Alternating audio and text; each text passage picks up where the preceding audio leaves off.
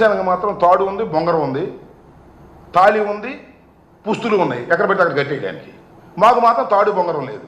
నేను అడుగుతా ఉన్నా, 5 సంవత్సరాలు ఈ రాష్ట్రంలో ముఖ్యమంత్రిగా పనిచేసినటువంటి జగన్మోహన్ రెడ్డి గారి రాజకీయ పార్టీ ఎవరి దయాదాక్షిణ్యాలతో వచ్చినటువంటి రాజకీయ పార్టీ కాదని మనం చేస్తున్నా. దానికి తోడు ఇంకొక ఆయన బయలుదేరాడు, ముఖ్యమంత్రి గారి కుమారుడు, మొత్తం ఆయనే ముఖ్యమంత్రిగా వ్యవహరిస్తున్నాడు. జగన్మోహన్ రెడ్డి గారు అంటే తండ్రి శవం అక్కడ ఉండగానే సంతకాల కోసం బయలుదేరాడంట. పిచ్చోడా. జగన్మోహన్ రెడ్డి గారు రాజకీయాల్లోకి వచ్చినప్పుడు నువ్వు అప్పుడే నిక్కర తీసి ప్యాంటేసి ఉంటావు. నువ్వు ఇవాళ మాట్లాడుతున్నావు. మా కర్మ అంతకు మించి ఏమీ లేదు. కారణం ఏంటంటే నువ్వు నారా చంద్రబాబు నాయుడు గారి కుమారుడు కాబట్టి నీకు ఆ వెలుగు వచ్చింది. చుట్టూరా ఉన్న రాజకీయ పక్షాలన్నీ కూడా నేను మనవి చేస్తున్నా, ఎవరి సంతకంతోనో ఎవరి దయాదాక్షిణ్యంతోనో రాజకీయాల్లో వెలుగొందలేదు జగన్మోహన్ రెడ్డి గారిని మనవి చేస్తున్నా.